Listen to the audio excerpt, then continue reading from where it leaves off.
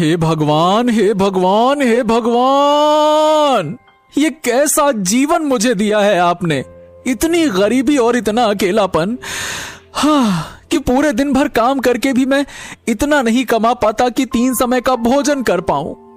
ऊपर से मेरी गरीबी देखकर तो कोई बाप अपनी लड़की मेरे हाथ में ना दे। अरे क्यों देगा कोई, इतनी गरीबी है। क्या मैंने अपने पिछले जन्म में इतने बुरे काम किए हैं भगवान कि मेरे नसीब में सिर्फ अकेला रहना और भूखा रहना ही लिखा है। लकड़हारा अपने जीवन को और किस्मत को बहुत ही कोसता है और लकड़ियों को देने अपने मालिक के पास चला जाता है।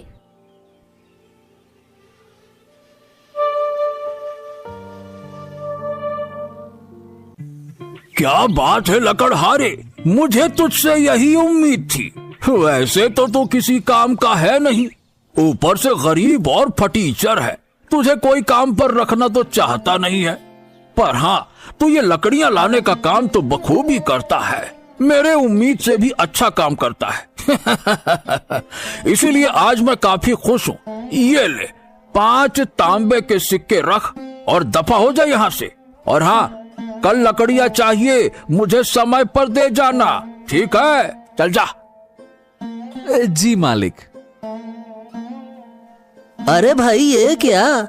उसने इतनी मेहनत की, जंगल जाकर लकड़ियां लेकर आया और तूने उसे सिर्फ 5 तांबे के सिक्के दे दिए हैं? अरे ये तो बहुत कम है। इससे तो उसका दिन भर का गुजारा भी मुश्किल से होता होगा। क्यों? अरे क्या है ना कि वो थोड़ा मूर्ख किस्म का आदमी है। उसे पता ही नहीं है कि किस काम के कितने पैसे मिलते हैं और कितने नहीं। और दुनिया का नियम है भैया, मूर्ख और कमजोरों को तो शुरू से ही दबाया जाता है। और फिर मैं अपना फायदा देखूं कि इन जैसे मूर्खों का है। अरे वो सब तो ठीक है कि तूने इसे ठग लिया क्योंकि ये मूर्ख है, लेकिन क्या इसके परिवार वाले भी मूर्ख हैं जो कुछ नहीं कहते इसे? अरे कैसे कहेंगे, जब कोई परिवार होगा तब तो कहेगा ना। अरे बचपन में ही इसके माँ बाप चल बसे थे और गरीबी के कारण इसकी शादी नहीं हो पा रही। अब ये बेचारा करे भी तो करे क्या। बचपन में मैंने ही इसे सहारा दिया था और बचपन से ही ये मेरे लिए काम करता आ रहा है। इसे दुनियादारी के बारे में कुछ नहीं पता है। तू ना बहुत घटिया इंसान है यार। मतलब इतने साल से ये तेरे लिए इतने कम पैसों में काम कर रहा है। इससे ज्यादा तो भिखारी कमा लेते हैं एक जगह पर बैठे बैठे। लकड़हारा उन 5 तांबे के सिक्कों को देखता है और उसकी आंखों में आंसू आ जाते हैं। हाँ, 5 तांबे के सिक्के।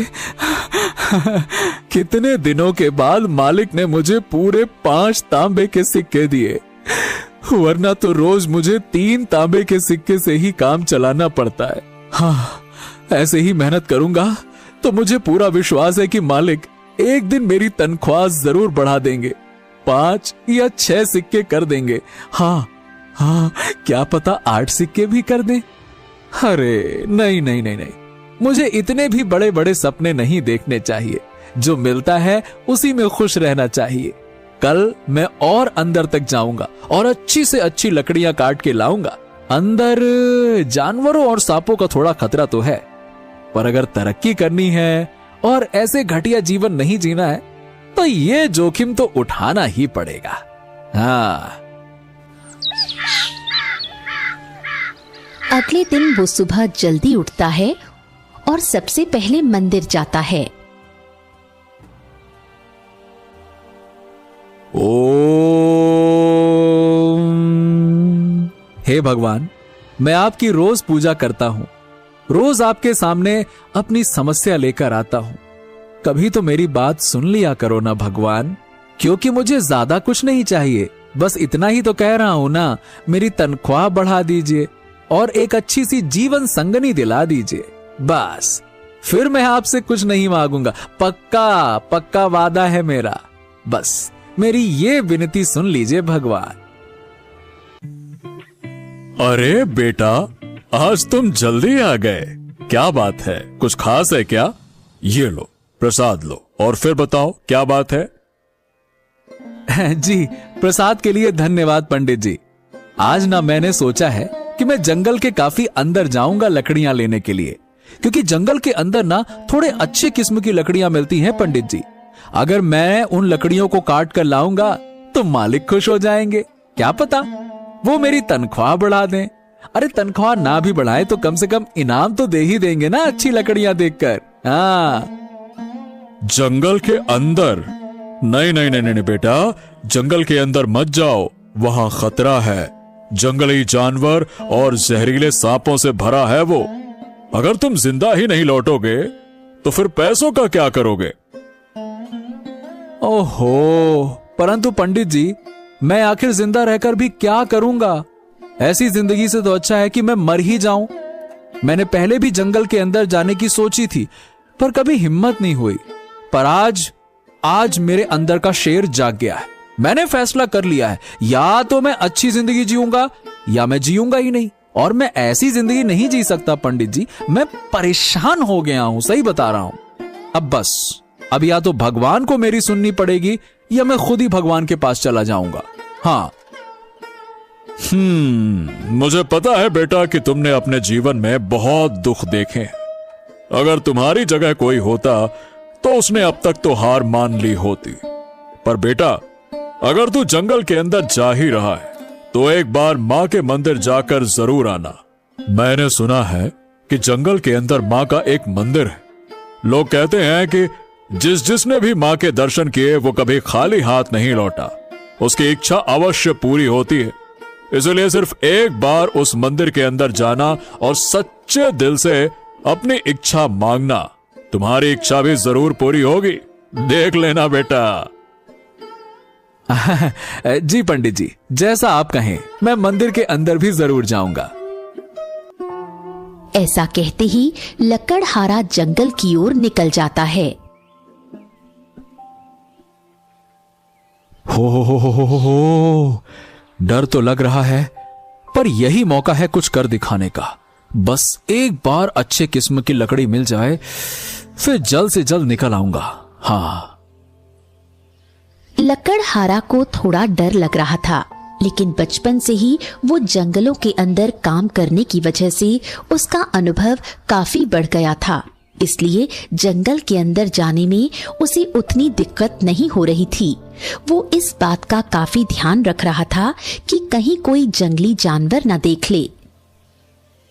जंगल के अंदर चलते चलते उसे अचानक से ही मां का मंदिर मिल जाता है, जो पूरी तरह से वीरान पड़ा था। अरे बाप रे बाप, ये क्या? ये मां का मंदिर तो पूरा खंडहर लग रहा है। और यहां इतनी सारी ये जाली क्यों लटक रही है? ओ, लगता है कि इन जंगली जानवरों और जहरीले सांपों की वजह से यहां कोई आता जाता नहीं है। मुझे मां का आशीर्वाद लेने से पहले मंदिर को साफ कर देना चाहिए। क्या पता खुश होकर मां मेरी मनोकामना सच में पूरी कर दे। उसके बाद लकड़हारा मां के मंदिर को साफ करने लग गया।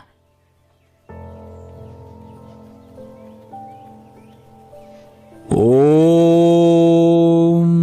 हे माता, आपको तो मेरे बारे में सब कुछ पहले से ही पता होगा, फिर भी मैं आपको बता देता हूं। मैं बहुत ही गरीब हूं। इतनी मेहनत करने के बाद भी मुझे 2 समय का खाना भी ठीक से नहीं मिलता। कभी कभी तो मुझे भूखा ही रहना पड़ता है। मेरी गरीबी के कारण मेरी शादी नहीं हुई और अब तो मुझे कोई उम्मीद भी नहीं है। धीरे धीरे मेरी जीने की इच्छा भी खत्म होती जा रही है। अब आप ही मेरी मदद कीजिए मां, आप ही मेरी आखिरी उम्मीद है। मुझे पूरी उम्मीद है कि जब मैं यहां से अच्छी किस्म की लकड़ियां लेकर जाऊंगा तो मुझे इसकी अच्छी कीमत मिलेगी और फिर मैं रोज यहां लकड़ियां लेने आया करूंगा, ताकि मैं अपनी गरीबी से थोड़ा बाहर आ सकूं। और जब मैं लकड़ियां लेने आऊंगा ना मां, तो मैं आपके मंदिर भी जरूर आऊंगा और रोज यहां की सफाई भी करूंगा और आपकी पूजा भी करूंगा। बस आप ना मेरे ऊपर अपना आशीर्वाद बनाए रखना मां। जय माता दी।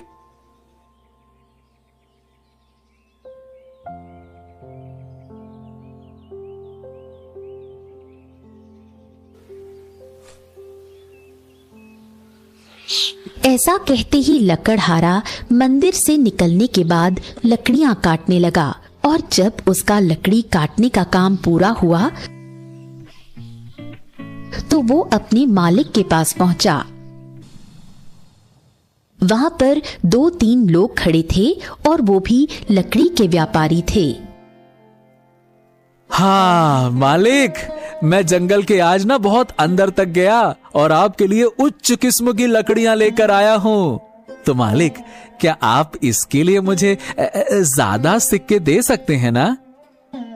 अरे वाह वाह वाह वाह वाह, तुमने तो भाई कमाल कर दिया लकड़हारे। जंगल के अंदर तो बड़े से बड़ा लकड़हारा भी जाने से डरता है, पर तुम, वाह, तुमने तो आज मेरा दिल खुश कर दिया।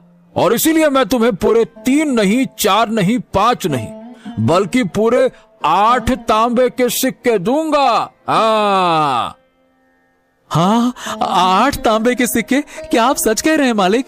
क्या आप सच में मुझे इतने सारे पैसे देंगे? हाँ, मुझे तो विश्वास नहीं हो रहा। आपका बहुत बहुत धन्यवाद मालिक। मैं आपको रोज जंगल के अंदर से ऐसी और लकड़ियां लाकर दूंगा। हाँ, आप उसके भी 8 तांबे के सिक्के देंगे ना मालिक? अरे हाँ हाँ लकड़हारे, क्यों नहीं। अरे तू भी क्या याद करेगा कि किस दिलदार मालिक से तेरा पाला पड़ा। उन दोनों की बात सुनते ही वहां खड़े सारे लोग हंसने लगे और मजाक उड़ाने लगे।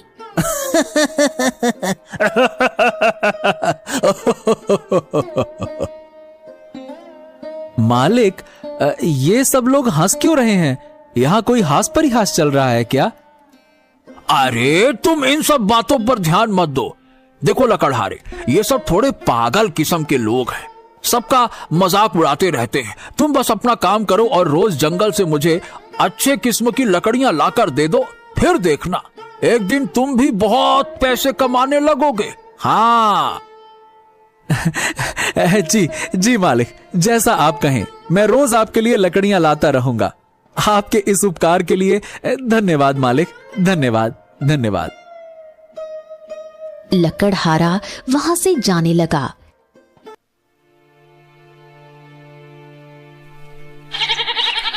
तभी रास्ते में उसे एक व्यापारी मिलने आता है। ए भैया, ए सुनो सुनो, ये बताओ, क्या तुमने अभी अभी जो लकड़ियां बेची हैं वो सिर्फ 8 तांबे में बेच दी?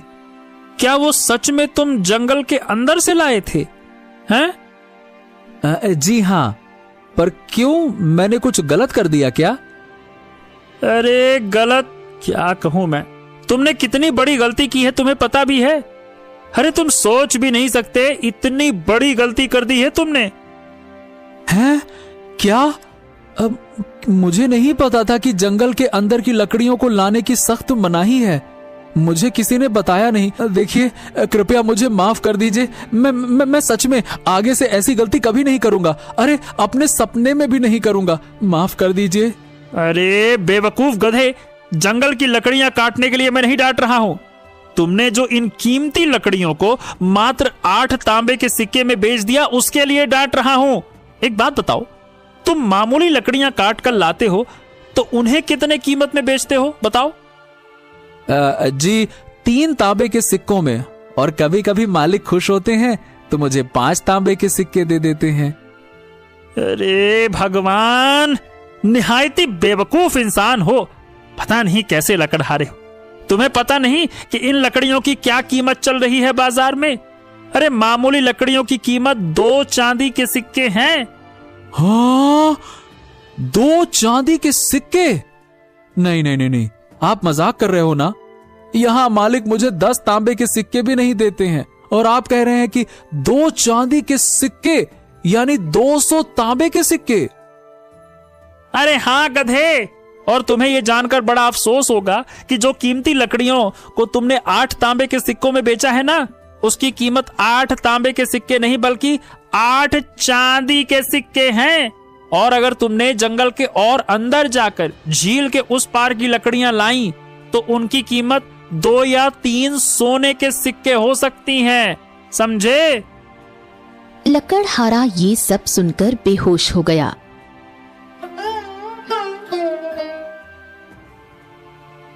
व्यापारी उसे अपने घर ले आया। कुछ देर बाद लकड़हारा होश में आता है। ए भाई, ए सुनो, तुम ठीक तो हो ना लकड़हारे? अरे भाई, अचानक से बेहोश क्यों हो गए? हाँ हाँ, आपकी बातें सुनकर तो मुझे यकीन नहीं हो रहा कि मालिक ने मेरे साथ ऐसा किया। जब मेरे माता पिता मुझे छोड़कर भगवान के पास चले गए, तब मालिक ने ही मुझे सहारा दिया था। अगर वो नहीं होते तो शायद मैं कभी लकड़हारा नहीं बनता और कहीं बैठकर यहाँ वहां भीख मांग रहा होता या मर चुका होता। मुझे उन पर खुद से भी ज्यादा भरोसा था, उनके सिवा और मेरा था ही कौन। लेकिन उन्होंने भी मेरा फायदा उठाया, मेरा भरोसा तोड़ा। मुझे तुम्हारे लिए कहूं तो दिल से बुरा लग रहा है। मैं समझ सकता हूं कि तुमने अपने जीवन में कितनी तकलीफें सही होंगी। अरे, पर मुझे समझ में नहीं आ रहा कि आपने मुझे ये सब बताया क्यों। मतलब मेरा मतलब है कि आप भी चाहते तो उनकी तरह मेरा इस्तेमाल कर सकते थे, थोड़े से ज्यादा सिक्के देकर आप काम करवा सकते थे। तो फिर आपने ऐसा क्यों किया, मुझे क्यों बताया? देख बेटा, अगर कुछ लोग ठग या बुरे हों तो इसका मतलब ये नहीं होता है कि सब वैसे ही हों। मैं एक ईमानदार व्यापारी हूं। मैं कभी भी किसी को ज्यादा रकम नहीं देता, लेकिन कम भी नहीं देता, समझे? अब देखो, जो हो गया सो हो गया। तो क्या अब तुम मेरे लिए काम करना चाहोगे? मैं तुम्हें लकड़ियों के सही दाम दूंगा और तुम बहुत ही जल्द अपनी गरीबी से बाहर हो जाओगे। अब तुम्हें ये घिसी पिटी जिंदगी जीने की कोई जरूरत नहीं है। बताओ, क्या कहते हो तुम? काम करोगे मेरे लिए? अरे हाँ जी, क्यों नहीं। मैं आप लोगों के साथ काम करने से भला कैसे मना कर सकता हूं। आपने मुझे सही राह दिखाई है। पर देखिए, चांदी के 8 सिक्के तक तो ठीक था, परंतु 2 या 3 सोने के सिक्के, वो भी केवल लकड़ियों के लिए, ये कुछ ज्यादा नहीं हो गया? बिल्कुल भी नहीं, क्योंकि इन लकड़ियों का इस्तेमाल केवल और केवल राजमहल के लोग और कुछ गिने चुने अमीर लोग ही करते हैं। क्योंकि ये कोई आम लकड़ियां नहीं होती हैं, ये बहुत ही खास और गुणवत्ता वाली लकड़ियां होती हैं। और ये लकड़ियां मिलना उतना ही कठिन है जितना रेगिस्तान में पानी मिलना, क्योंकि ये लकड़ियां उस खतरनाक जंगल के अंदर पाई जाती हैं, वहां भी झील के उस पार, जहां एक से एक खतरनाक जंगली जानवर और जहरीले जीव जंतु रहते हैं। इन लकड़ियों को लाने एक खास लोगों की टुकड़ी जाती है जो युद्ध में माहिर हों और जानवर के बारे में विशेष जानकारी रखते हों। कोई आम आदमी कभी भी उन लकड़ियों को नहीं ला पाएगा। और हाँ, अगर लाने की कोशिश भी की जाए तो वो अपनी जान से हाथ धो बैठेगा। अब बताओ भला, अगर तुम उन लकड़ियों को लाने में सफल रहे तो तुम एक दिन अमीर बन जाओगे। तुम्हें किसी प्रकार की कोई दिक्कत नहीं होगी। लेकिन हाँ, मेरी सलाह मानो तो झील के उस पार कभी जाने के बारे में सोचना भी नहीं। भले ही तुम्हें थोड़ा समय लगे अमीर होने में, पर वो लकड़ियां तुम्हारे जान से कीमती तो नहीं है ना भाई। क्यों, सही कहा ना मैंने? जान है तो जहान है ना? हाँ, मैं समझ गया व्यापारी जी। आपके लिए कल मैं जंगल के अंदर से 8 चांदी के सिक्के वाली लकड़ियां लाकर दे दूंगा। हाँ, लेकिन ध्यान से जाना। और हाँ, झील के उस पार जाने की सोचना भी मत, ठीक है?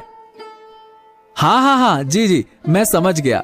आपका बहुत बहुत धन्यवाद व्यापारी जी। वैसे मैं आपको क्या कहकर पुकारूं, मालिक या व्यापारी जी? तुम मुझे व्यापारी जी कहकर पुकारो, क्योंकि तुम मेरे गुलाम नहीं हो, तुम आजाद हो। तुम भी एक व्यापारी हो जो अपना सामान किसी को बेचता है, मेरी तरह, समझे? और हाँ, आज तुम मेरे ही घर पे रुक जाओ, कल चले जाना। मेरी पत्नी काफी अच्छा भोजन बनाती है। अरे एक बार खाकर तो देखो, तुम्हें जरूर पसंद आएगा। हाँ। पर व्यापारी जी। अरे पर कुछ नहीं। मैंने कह दिया तो कह दिया। तुम आज यहीं से भोजन करके जाओगे, बस बात खत्म, ठीक है? अब ज्यादा बातें नहीं। अरे भाई, तुम मेरे मेहमान हो और अपने मेहमान की खातिरदारी के बिना कहीं हम जाने नहीं देते हैं उसे, समझे? काश आप मुझे पहले मिल चुके होते तो कितना अच्छा होता। आप कितने अच्छे हैं। मुझे बहुत खुशी हुई कि आप जैसे सच्चे और अच्छे लोग अब भी मौजूद हैं। मैं बहुत खुश हूं आज। अगर आप सबका हो चुका हो तो खाना खा लीजिए। वरना आप सबकी बातें तो चलती रहेंगी, लेकिन उस चक्कर में खाना ठंडा हो जाएगा। अरे हाँ हाँ भाग्यवान, हम भी आते हैं भोजन करने। अरे तुम खाना तो परोसो, देखना तुम्हारे खाना परोसने से पहले ही हम आसन में विराजमान हो जाएंगे। हाँ हाँ ठीक है, अभी परोसती हूँ। अब चलो भाई लकड़हारे, हाथ धो लो, वरना मेरी बीवी हम दोनों को धो डालेगी।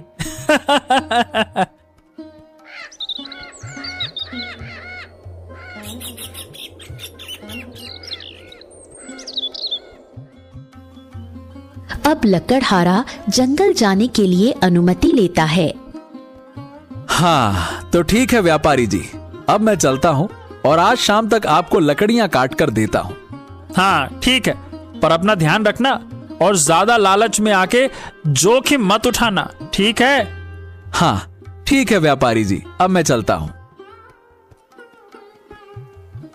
ऐसा कहते ही लकड़हारा जंगल के अंदर चला जाता है।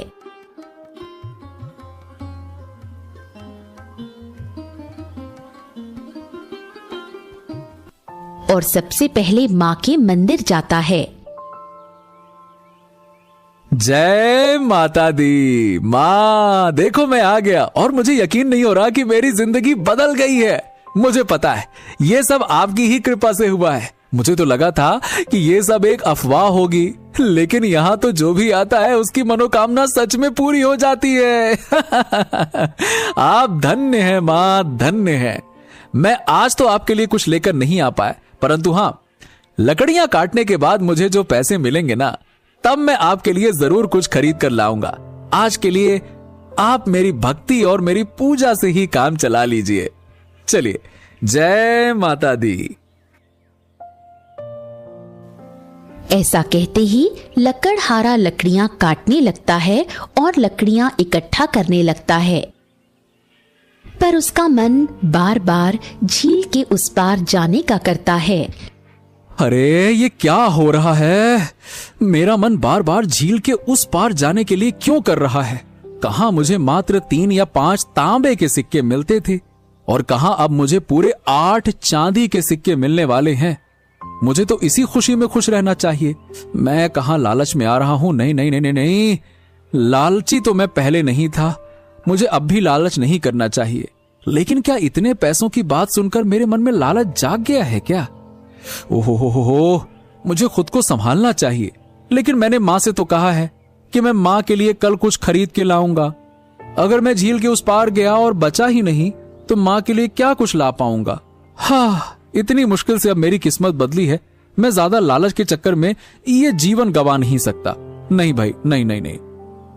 लकड़हारा ने कैसे भी करके अपने मन को शांत किया और लकड़ियां लेकर व्यापारी के पास गया। हाँ, ये लीजिए व्यापारी जी, आपकी लकड़ी मैं ले आया। अरे लकड़हारे तुम, मैं अभी तुम्हारी ही बात कर रहा था। मेरी बात कर रहे थे? मैं कुछ समझा नहीं। अरे हाँ, वो क्या है ना कि मुझे तुम्हारी चिंता हो रही थी। अब देखो तुम इतने गरीब हो और अचानक से तुम्हें पता चलता है कि तुम लकड़ियां बेचकर भी अमीर बन सकते हो, तो तुम कहीं इस लालच में झील के उस पार न चले जाओ। बस यही सोचकर मैं चिंता कर रहा था। आप तो सच में कितने अच्छे हैं। आप तो मुझसे कल ही मिले हैं, पर आप मुझे अपने परिवार की तरह ही चिंता कर रहे हैं, जैसे कि मैं आपका कोई अपना हूं। अरे और नहीं तो क्या, अपने नहीं हो तो अपने बन जाओगे। अपना बन जाऊंगा? मैं कुछ समझा नहीं व्यापारी जी। अरे हाँ देखो, मेरी भतीजी है, मैं उसके लिए रिश्ता खोज रहा हूं और तुम उसके लिए एकदम योग्य लड़के हो। देखो मैं मानता हूं तुम थोड़े बेवकूफ हो, लेकिन दिल के बहुत अच्छे हो और तुम्हारा व्यवहार भी काफी अच्छा है। तुम मेरी भतीजी का पूरा ध्यान रखोगे, मुझे पूरा यकीन है। और अब तो तुम मोटा पैसा भी कमाने लग गए हो। इन पैसों से तुम कुछ ही दिनों में एक घर खरीद पाओगे और आराम की जिंदगी जी पाओगे। हाँ हाँ, ये आप कैसी बातें कर रहे हैं व्यापारी जी? मुझे नहीं लगता कि मैं इस रिश्ते के लायक हूं। अरे तुम हो, और वैसे भी तुमने भगवान से शिकायत की थी कि तुम्हारी शादी नहीं हो रही, तो अब क्यों मना कर रहे हो? देखो लड़के, तुम्हें आगे चलकर तो किसी न किसी से शादी करनी ही है, तो मेरी भतीजी से कर लो। वो दिखने में भी काफी सुंदर है और खाना बनाने की बात तो पूछो ही मत। ओए होए होए होए, इतना स्वादिष्ट बनाती है, इतना कि तुम रोक नहीं पाओगे अपने आप को। हाँ, ये बिल्कुल सही कह रहे हैं। मुझे आप एकदम सही वर लगते हो। अच्छा, अगर आप सब बोल रहे हैं तो ठीक है, मैं राजी हूँ। बताइए कब करनी है शादी? अरे इतनी भी क्या जल्दी है, आप पहले अपने लिए घर तो खरीद लें। बिना घर के आप अपनी पत्नी को कहाँ रखेंगे? क्या आप चाहते हैं कि आपकी पत्नी झोपड़ी में रहे? हाँ, आप सही कह रहे हैं। मैं पूरी मेहनत करूंगा और एक अच्छा सा घर खरीदूंगा ताकि मेरी होने वाली पत्नी को कभी किसी कोई चीज की कमी ना हो, चिंता ना हो। मुझे पता था कि आप मेरी भतीजी के लिए एकदम उत्तम वर हैं। मुझे आपसे यही उम्मीद थी। अरे आइए आइए, हम रिश्तेदार बनने वाले हैं, गले लगिए, आइए।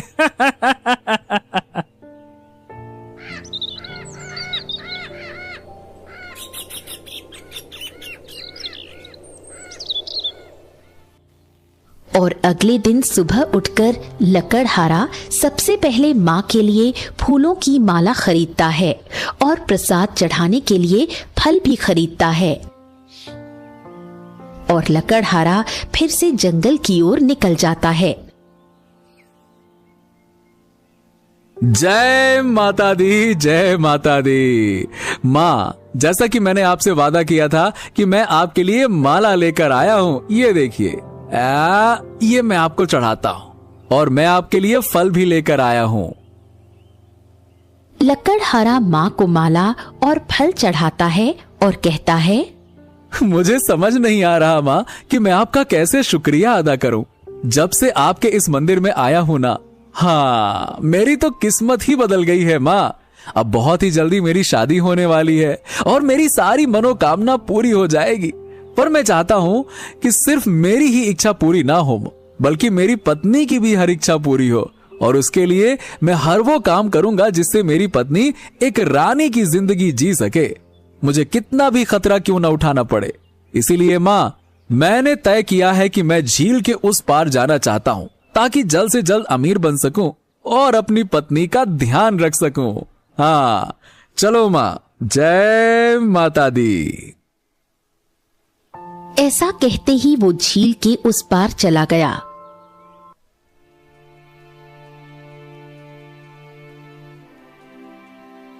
रात हो गई, लेकिन लकड़हारा व्यापारी को लकड़ी देने अभी तक नहीं आया। अरे, लकड़हारे ने आज तक कभी लकड़ी देने में देर नहीं की, फिर आज इतनी देर कैसे हो गई? कहीं वो... शुभ शुभ कहिए, ऐसा नहीं हो सकता। मुझे लगता है कि आज वो लकड़ी लाने गए ही नहीं होंगे। आप हिम्मत रखिए। काफी रात हो जाती है, पर लकड़हारा वापस नहीं आता। उन्हें लगता है कि शायद वो आज लकड़ी लाने नहीं गया होगा।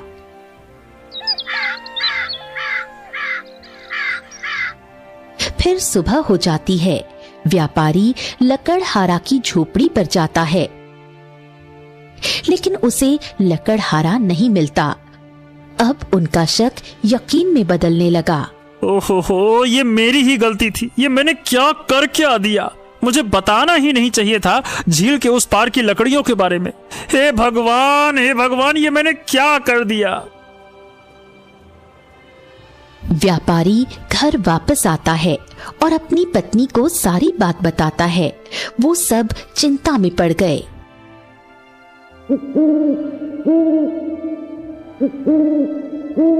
अब रात हो चली है। अब उन्हें विश्वास हो चुका है कि अब वो लकड़हारा जिंदा नहीं है। तभी अचानक से एक आदमी दूर से चला आ रहा था और काफी घायल लग रहा था। उसे काफी चोटें भी आई थीं। जब वो नजदीक गए तो पता चला कि वही लकड़हारा है। जैसा मैंने सोचा था, तुम सच में एक निहायती बेवकूफ हो। अरे, मैंने तुम्हें मना किया था ना, तो तुम क्यों गए झील के उस पार? हैं? दिमाग खराब है क्या तुम्हारा? देखिए, मैंने ये सब अपनी होने वाली पत्नी के लिए किया। मैंने बस अपना फर्ज निभाया और कुछ नहीं। लकड़हारा के ऐसे कहते ही वो बेहोश हो गया।